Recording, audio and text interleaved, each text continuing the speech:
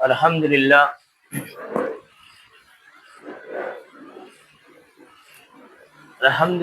نحمده ونستعینه ونستغفره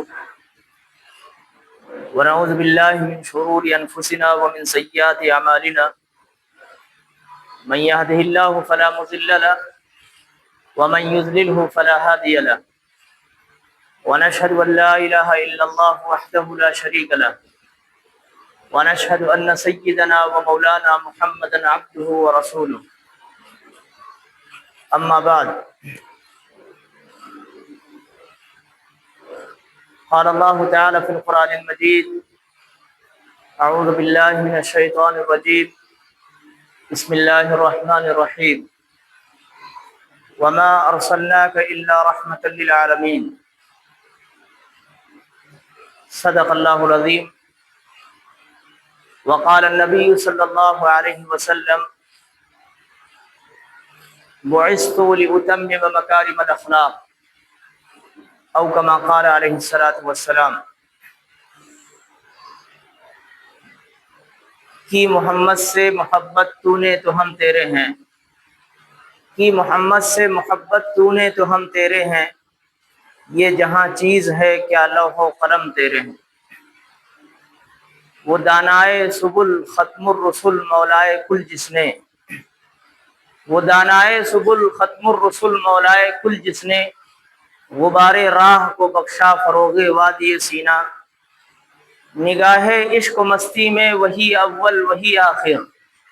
نگاہ عشق و مستی میں وہی اول وہی آخر، وہی قرآن وہی فرقہ وہی یاسی وہی طٰہٰ۔ محترم سامعین، یہ مہینہ ربیع الاول کا مہینہ ہے، یہ وہ بابرکت مہینہ ہے، یہ وہ عظمت والا مہینہ ہے جس ماہ مبارک کے اندر رسول اکرم صلی اللہ علیہ وسلم کی پیدائش ہوئی، اور یہ مہینہ وہ مہینہ ہے جس میں رسول اکرم صلی اللہ علیہ وسلم اس دنیا سے پردہ فرما گئے، اور یہ مہینہ وہ مہینہ ہے کہ جب اللہ کے رسول صلی اللہ علیہ وسلم ہجرت کر کے مکے سے مدینہ پہنچے تو وہ بھی ربیع الاول ہی کا مہینہ تھا۔ رسول اکرم صلی اللہ علیہ وسلم کی پیدائش کے سلسلے میں علماء میں اختلاف پایا جاتا ہے، اس کی مختلف وجہ ہو سکتی ہیں، لیکن اکثر علماء کرام، اکثر سیرت نگار، ان کا رجحان ہے کہ اللہ کے رسول صلی اللہ علیہ وسلم کی پیدائش 9 ربیع الاول کی ہے۔ یہ اکثر محققین اور سیرت نگاروں کی رائے ہے، لیکن ہمارے یہاں مشہور یہ ہے کہ 12 ربیع الاول کو جو ہے رسول اللہ صلی اللہ علیہ وسلم کی پیدائش ہوئی، لیکن جب اللہ کے رسول اس دنیا سے پردہ فرما گئے اس کے سلسلے میں تمام محققین کا اتفاق ہے کہ وہ 12 ربیع الاول کی تاریخ تھی۔ ہم میں سے جو لوگ پیشتر ہیں یا اب بھی بہت سارے لوگ 12 ربیع الاول کے دن کو 12 وفات کے نام سے جانتے ہیں، وہ یہ جانتے ہیں، انہیں بولا جاتا ہے کہ یہ 12 وفات، یعنی اس دن ہمارے رسول صلی اللہ علیہ وسلم اس دنیا سے پردہ فرما گئے، وفات پا گئے، اس مناسبت سے اس دن کو جانا جاتا ہے۔ بہرحال اس پر تمام علماء کا اتفاق ہے، تمام علماء متفق ہیں کہ جس ماہ مبارک کے اندر رسول اللہ صلی اللہ علیہ وسلم کی پیدائش ہوئی ہے وہ ربیع الاول ہی کا مہینہ ہے، اور رسول اللہ صلی اللہ علیہ وسلم جب پردہ فرما گئے تو وہ بھی ربیع الاول ہی کا مہینہ ہے۔ تو یہ ربیع الاول کا مہینہ جب ہمیں ملتا ہے تو ہمارے اندر ایک لگن ہونی چاہیے، ہمارے اندر ایک جذبہ ہونا چاہیے کہ اس ماہ مبارک کے اندر ہم رسول اللہ صلی اللہ علیہ وسلم کی سیرت کو پڑھیں اور اس کو سمجھیں، کیونکہ رسول اللہ صلی اللہ علیہ وسلم کو اللہ رب العزت نے آئیڈیل کے طور پر بھیجا ہے، نمونے کے طور پر بھیجا ہے۔ خود قرآن پاک نے کہا ہے لَقَدْ كَانَ لَكُمْ فِي رَسُولِ اللَّهِ أُسْوَةٌ حَسَنَةٌ، کہ رسول اللہ صلی اللہ علیہ وسلم کی زندگی تمہارے لیے بہترین اسوہ ہے، بہترین نمونہ ہے، بہترین آئیڈیل ہے رسول اللہ صلی اللہ علیہ وسلم۔ تو اس ماہ مبارک کے اندر مزاج ہونا چاہیے کہ ہم اس ماہ مبارک کے اندر رسول اللہ کی عظمت کے بارے میں پڑھیں، آپ کی محبت کے بارے میں پڑھیں، آپ کی تعلیمات کے بارے میں پڑھیں، ہم لوگوں کو رسول اللہ کی تعلیمات بتلائیں، اللہ کے رسول کی عظمتوں کو اللہ کے رسول کی عظمت کو بتلائیں، آپ کے مقام کو بتلائیں، آپ کی جفاکشی کو، آپ کی محنت کو، آپ کی مشقت کو، آپ کی دعوت کو، آپ کی حکمت کو، آپ کے علم کو، یہ دنیا کے سامنے ہم اس کو رکھیں اور اس کو جو ہے ہم پڑھیں اور سمجھیں۔ لیکن افسوس اس بات پر ہوتا ہے کہ جب یہ ماہ شروع ہوتا ہے تو ہمارے اسٹیج سے، ہمارے ممبروں سے ایک دوسرے کے خلاف باتیں شروع ہو جاتی ہیں، ہرزہ سرائی شروع ہو جاتی ہے، ایک دوسرے پر کفر کے الزام لگانے شروع ہو جاتے ہیں، یہ وہابی کافر ہیں تو یہ بریلوی کافر ہیں، اس طریقے کے الفاظ اس ماہ مبارک کے اندر سنے جاتے ہیں اور کانوں میں آوازیں پڑتی ہیں۔ جبکہ یہ مہینہ اس لیے آیا تھا کہ رسول اللہ کی عظمت کو بیان کیا جائے، رسول اللہ کی تعلیم کو بیان کیا جائے، رسول اللہ کی زندگی کو لوگوں کے سامنے رکھا جائے،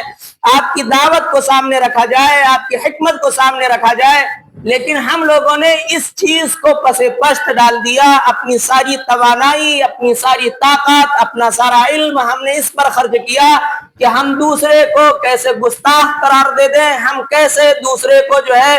بدعتی قرار دے دیں، کافر قرار دے دیں۔ ایک ہو مسلم حرم کی پاسبانی کے لیے، ایک ہو مسلم حرم کی پاسبانی کے لیے، تو مسلمان کو متفق ہونا چاہیے، مسلمان کو متحد ہونا چاہیے، مسلمانوں کے اندر اتحاد ہونی چاہیے،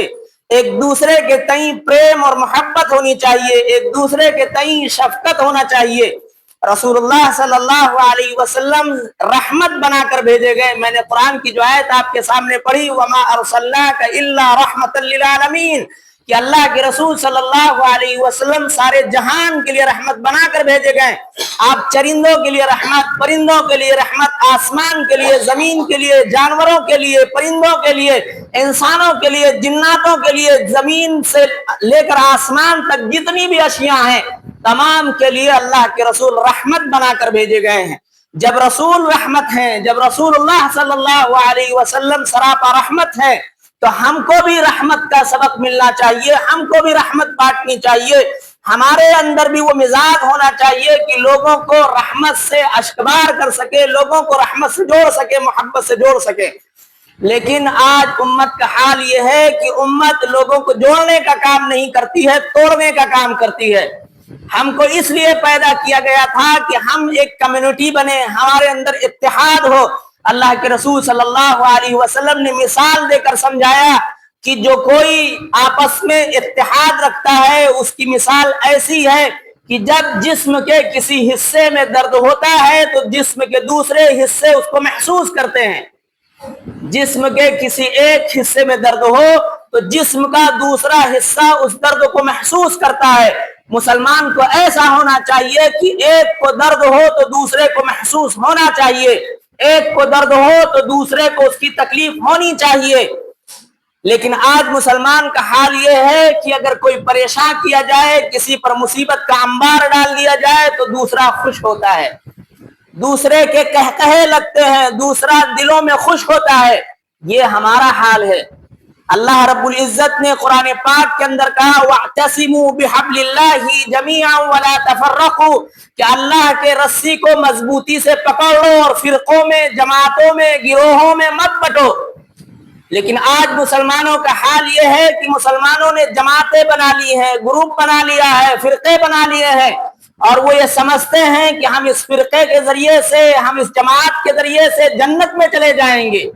یہ ایک دھوکہ ہے، یہ ایک سراپ ہے، یہ ایک طرح کا دھوکہ ہے۔ ہم سب کو اللہ رب العزت نے مسلمان بنایا ہے۔ قرآن پاک کے اندر کہا گیا هو سماکم المسلمین، کہ اللہ نے تمہارا نام مسلمان رکھا ہے، تمہارا نام دیوبندی، تمہارا نام وہابی، تمہارا نام سلفی، تمہارا نام اہل حدیث، تمہارا نام بریلوی، تمہارا نام بدعتی، تمہارا نام شیعہ، یہ اللہ نے نام نہیں رکھا ہے۔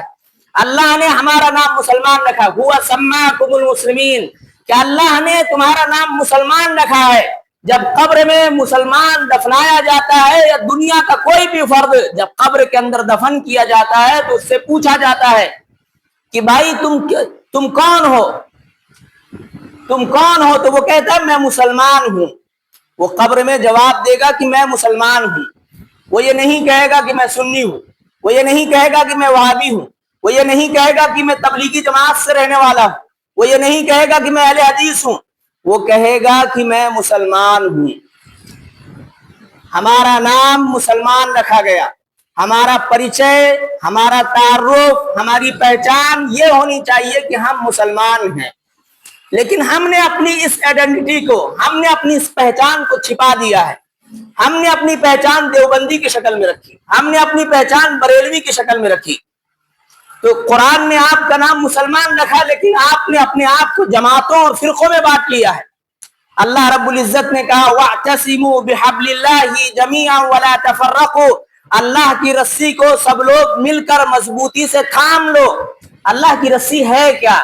اللہ کی رسی ہے قرآن مجید، اللہ کی رسی ہے رسول اللہ صلی اللہ علیہ وسلم کے ارشادات، احادیث مبارکہ. اس کو مضبوطی سے تھامنا ہے، اس کو مضبوطی سے پکڑنا ہے، اس کو مضبوطی سے جو ہے اپنے دانتوں تلے دبانا ہے. لیکن مسلمانوں کا حال یہ ہے کہ مسلمانوں نے اسی قرآن کو طاق کی زینت بنا کر رکھ دیا ہے. مسلمانوں کو احادیث کا علم نہیں ہے. جس مسلمان کے لیے قرآن کی پہلی وحی نازل ہوئی اقرأ بسم ربک الذی خلق خلق الانسان من علق اقرأ وربک الاکرم الذی علم بالقلم علم الانسان ما لم يعلم. پڑھیے اس رب کے نام سے جس نے آپ کو پیدا کیا ہے، پڑھیے اس رب کے نام سے جس نے تم کو جمے ہوئے خون سے، گندے ناپاک خون سے تم کو پیدا کیا ہے. پڑھیے جس نے تم کو قلم کے ذریعے سے علم سکھلایا ہے. اس مسلمان کا حال یہ ہے کہ مسلمانوں نے اس قرآن کو نہ پڑھا ہے نہ سمجھا ہے. جس قرآن کی پہلی تعلیم، قرآن کی پہلی وحی نازل ہوتی ہے، اللہ کے رسول کو پہلی تعلیم دی جاتی ہے کہ پڑھنے کی تعلیم دیجیے. آج وہ مسلمان جاہل ہے، آج وہ ان پڑھ ہے، اسے پتہ نہیں ہے، اسے معلوم نہیں ہے اپنے دین کے بارے میں، اسے پتہ نہیں ہے قرآن کے بارے میں، اسے معلوم نہیں ہے احادیث کے بارے میں، اسے رسول اللہ کی زندگی نہیں معلوم، اسے اللہ کے رسول کی پیدائش کے بارے میں نہیں معلوم، اسے اللہ کے رسول کا بچپن نہیں معلوم، اسے اللہ کے رسول کی جوانی نہیں معلوم، اسے اللہ کے رسول کی نبوت نہیں معلوم، اسے اللہ کے رسول کی مکی زندگی نہیں معلوم، اسے اللہ کے رسول کی مدنی زندگی نہیں معلوم، اسے رسول اللہ صلی اللہ علیہ وسلم کے غزوات نہیں معلوم، اللہ کے رسول نے جنگیں کی، آپ کی جفا کشی نہیں معلوم، آپ کی جو ہے غنا نہیں معلوم، آپ کی مالداری نہیں معلوم، آپ کے اخلاق نہیں معلوم، آپ کی عظمت نہیں معلوم. اللہ کے رسول صلی اللہ علیہ وسلم کے بارے میں مسلمان کچھ نہیں جانتا ہے. صرف دعویٰ کرتے ہیں کہ ہم رسول اللہ کے غلام ہیں. غلام کا مطلب کبھی تصور کیا ہے، سمجھا ہے؟ غلام کہتے کسے ہیں؟ غلام لفظ بولا کیسے جاتا ہے؟ کسی بادشاہ کے دربار میں اگر کوئی غلام ہو اور وہ یہ کہے کہ میں اپنے بادشاہ کا غلام ہوں، اور وہاں کھڑے ہو کر کے اپنے بادشاہ کے قصیدے پڑھتا رہے، اپنے بادشاہ کی تعریفیں کرتا رہے، لیکن بادشاہ کہے کہ جاؤ فلاں کام کر کے آؤ، جاؤ فلاں کام کر کے آؤ، اور وہ وہاں سے ٹسمس نہ ہو، وہاں سے کھسکے نہیں، وہاں سے ہلے نہیں، کام نہ کرے، کیا بادشاہ اس کو وفادار غلام مانے گا؟ وہاں کھڑے ہو کر کے بادشاہ کے قصیدے پڑھتا رہے، تعریفیں کرتا رہے، اس کے تعریف کے پل باندھتا رہے، لیکن بادشاہ کہے کہ تمہیں کام کرنا ہے اور وہ اس جگہ سے ہٹے نہیں، کھسکے نہیں، کیا وہ وفادار غلام ہوگا؟ آج مسلمانوں کا یہی حال ہے کہ مسلمانوں نے اپنے آپ کو کہا کہ میں جو رسول اللہ کا غلام ہوں، لیکن اللہ کے رسول کی آنکھ کی ٹھنڈک نماز اس کو ترک کر دیا گیا، اللہ کے رسول کی تعلیمات کو پاؤں کے تلے دبا دیا گیا، اللہ کے رسول صلی اللہ علیہ وسلم کے ارشادات کو جو ہے چھوڑ دیا گیا ہے.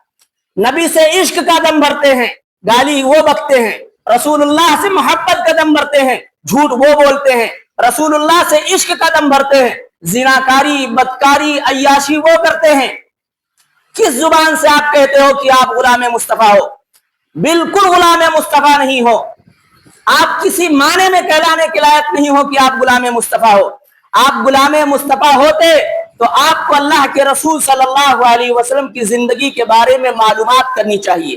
اگر آپ سچے غلام مصطفیٰ ہو تو نماز کو قائم کرنا چاہیے. اگر آپ سچے غلام مصطفیٰ ہو تو قرآن کو پڑھنا اور سمجھنا چاہیے، اگر سچے غلام مصطفیٰ ہو تو جھوٹ کو چھوڑنا چاہیے، اگر سچے غلام مصطفیٰ ہو تو آپ کو گالی سے باز آنا چاہیے، آپ کو دھوکے سے باز آنا چاہیے۔ لیکن آج مسلمان ان چیزوں کو کرتے ہوئے اپنے آپ کو کہتا ہے کہ میں غلام مصطفیٰ ہوں۔ لفظ غلام، اس پر غور کیجئے اور اپنے آپ کو جانچیے، اس آئینے میں پرکھیے کہ کیا آپ غلام بننے لائق ہے۔ اللہ کے رسول نے کیا فرمایا ہے؟ من رأى منکم منکرا فلیغیرہ بیدہ، کہ تم میں سے اگر کوئی شخص ناپسند کام ہوتا ہوا دیکھے تو اس کو چاہیے کہ وہ اس کو اپنے ہاتھ سے روک دے، اس کو چاہیے کہ وہ اس کو اپنے ہاتھ سے روکے۔ پھر فرمایا فَإِن لَمْ يَسْتَطِعْ فَبِلِسَانِهِ، اگر ہاتھ سے روکنے کی چھمتا اور طاقت نہیں ہے تو اس کو چاہیے کہ اپنی زبان سے روکے۔ فَإِن لَمْ يَسْتَطِعْ فَبِقَلْبِهِ وَذَلِكَ أَضْعَفُ الْإِيمَانِ، اور اللہ کے رسول نے فرمایا کہ اگر آپ زبان سے نہیں روک سکتے ہو، اس کی بھی طاقت نہیں ہے، اس کی بھی چھمتا نہیں ہے، تو تم کو چاہیے کہ اس کام کو دل سے برا سمجھو۔ اور پھر اللہ کے رسول نے فرمایا کہ جو تم دل سے برا تصور کرتے ہو، وَذَلِكَ أَضْعَفُ الْإِيمَانِ، یہ ایمان کی کمزور کڑی ہے، یہ کمزور ایمان ہے۔ یہ تیسرا مرحلہ جو بیان کیا گیا کہ دل سے برا تصور کرو، یہاں پر کہا گیا کہ یہ ایمان کا کمزور حصہ ہے، یہ کمزور ایمان ہے۔ اب ہم تصور کریں، اپنا جائزہ لیں، ہمارے اطراف میں کتنے ایسے کام ہوتے ہیں جو شریعت کے خلاف ہیں، ہمارے بغل میں کتنے ایسے کام ہوتے ہیں جو دین کے خلاف ہیں، لیکن کیا ہم میں طاقت ہوتی ہے کہ ہم اس کو اپنے ہاتھ سے روک سکیں؟ اگر ہاتھ سے نہیں ہے تو کیا ہم زبان سے روکتے ہیں؟ اگر زبان سے نہیں روکتے تو کیا دل سے اس کو برا تصور کرتے ہیں؟ اگر دل سے آپ برا سمجھتے ہو تو اس کی ظاہر سا مطلب یہ ہے کہ جہاں پہ وہ برائی ہو رہی ہو، جہاں پہ وہ منکر ہو رہا ہو، اس جگہ کو چھوڑ دیجئے، آپ اس میں شریک نہ ہوئیے، آپ اس میں شامل نہ ہوئیے، آپ احتجاج درج کرائیے، آپ اپنی ناراضگی درج کرائیے۔ لیکن آج مسلمان کیا یہ کرنے کے لیے تیار ہے؟ قرآن پاک کے اندر کہا گیا، اللہ رب العزت نے کہا کہ ہم نے اس امت کو جو ہے برپا کیا ہے، ہم نے اس امت کو بنایا ہے اس لیے کہ یہ خیر کا، بھلائی کا حکم دیتے ہیں اور برائی سے روکتے ہیں اور اللہ پر ایمان رکھتے ہیں۔ تین شرطیں بیان کی گئیں خیر امت کی۔ کنتم خیر امت اخرجت للناس، تم بہترین امت ہو، تم کو لوگوں کی بھلائی کے لیے نکالا گیا ہے۔ اور اس کی تین شرطیں بتائی، تأمرون بالمعروف، بھلائی کا حکم دیتے ہو، وتنہون عن المنکر، اور برائی سے روکتے ہو۔ اگر آپ بھلائی کا صرف حکم دیتے ہیں، نماز کے لیے کہتے ہیں، قرآن پڑھنے کے لیے کہتے ہیں، روزہ رکھنے کے لیے کہتے ہیں، یا نیک کام کرنے کے لیے کسی کو کہتے ہیں، وتنہون عن المنکر، اور برائی پر اس کو روکتے نہیں ہیں، تو پھر آپ خیر امت نہیں ہیں۔ جہاں آپ بھلائی کا حکم دیں گے، ساتھ میں آپ کو برائی سے روکنا ہے، اور یہ دونوں کام کرنے کے ساتھ ساتھ وَتُؤْمِنُونَ بِاللَّهِ، اللہ پر ایمان ہونا چاہیے، اللہ پر ایمان ہونا چاہیے۔ ایمان اس بات کا کہ اللہ رب العزت ہی اس دنیا کا خالق ہے، مالک ہے، عبادت کے لائق ہے۔ ایمان اس بات پر کہ نفع نقصان پہنچانے والی ذات اللہ کی ہے۔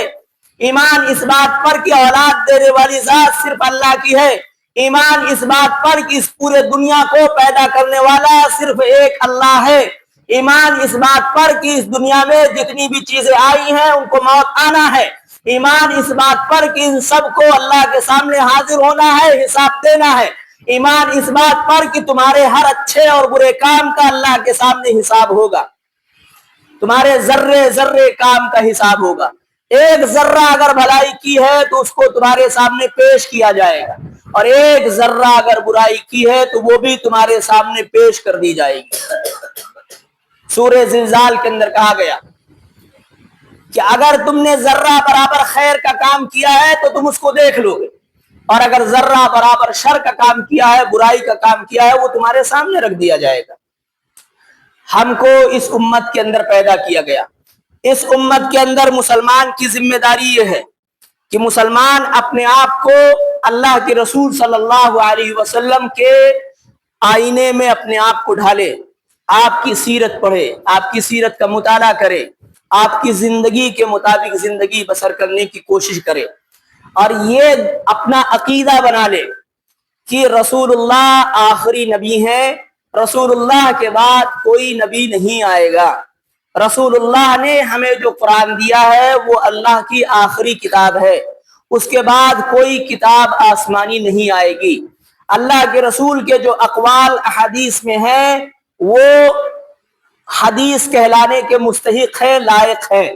اس کے بعد دنیا کا آنے والا کوئی فرد، کوئی شخص، کوئی ولی، کوئی بزرگ، کوئی قطب ایسا نہیں ہے کہ اس کی بات حدیث کے مقام کو پہنچ سکے۔ اس سے یہ ثابت ہوتا ہے کہ قرآن اور حدیث یہ دو ایسی کتاب ہے جو ہمارے لیے دلیل کی حیثیت رکھتی ہے۔ دنیا میں کسی بھی بات میں اختلاف پیدا ہو تو اپنی بات کو قرآن اور حدیث کے اندر ڈھونڈا جائے، تلاش کیا جائے، اگر اس کام کی دلیل قرآن و حدیث میں ملتی ہے تو وہ چیز جائز ہوگی، اگر اس بات کے لیے قرآن و حدیث میں کوئی دلیل نہیں ہے تو وہ چیز جائز نہیں ہوگی۔ دنیا کا بڑا سا بڑا عالم ہو، بڑا سا بڑا بزرگ ہو، بڑا سا بڑا قطب ہو، بڑا سا بڑا ولی ہو، اس کی بات شریعت میں دین کی حیثیت اور دلیل کی حیثیت نہیں رکھتی ہے، کسی عالم کی بات دلیل کی حیثیت نہیں رکھتی ہے۔ مجھ سے اگر کوئی شخص کوئی مسئلہ طلب کرنے آتا ہے تو میری ذمہ داری ہوتی ہے کہ میں اس کو وہ مسئلہ قرآن و حدیث کے آئینے میں بتاؤں، اور اگر سامنے والا مجھ سے سوال کرتا ہے کہ آپ جو بات کہہ رہے ہو اس کے لیے ہم کو قرآن و حدیث سے دلیل دکھاؤ، تو میری ذمہ داری بنتی ہے کہ میں قرآن و حدیث سے اس کو دلیل دوں۔ اگر میں قرآن و حدیث سے دلیل نہیں پیش کر پاتا ہوں تو اس کا مطلب یہ ہے کہ میں غلط ہوں، اس کا ظاہر سا مطلب ہے کہ میں غلط ہوں۔ اس لیے بیدار بنیے، جانکار بنیے، سمجھدار بنیے، دین کو قرآن و حدیث کی جانب لوٹائیے، کوئی بھی مسئلہ ہو، کسی بھی طرح کا مسئلہ ہو اسے قرآن و حدیث کی جانب لوٹائیے، اگر قرآن و حدیث میں دلیل ملتی ہے تو اسے قبول کیجئے، اگر قرآن و حدیث میں اس کی دلیل موجود نہیں ہے، اللہ کے رسول نے اس کا حکم نہیں دیا، صحابہ کرام نے اس کو نہیں کیا، تو وہ دلیل کی حیثیت نہیں رکھتی ہے۔ اللہ رب العزت ہم تمام لوگوں کو رسول اللہ صلی اللہ علیہ وسلم کے نقش قدم پر چلنے والا بنائے اور اپنی زندگی میں عمل کرنے والا بنائے۔ آمین۔ وآخر دعوانا الحمدللہ رب العالمین۔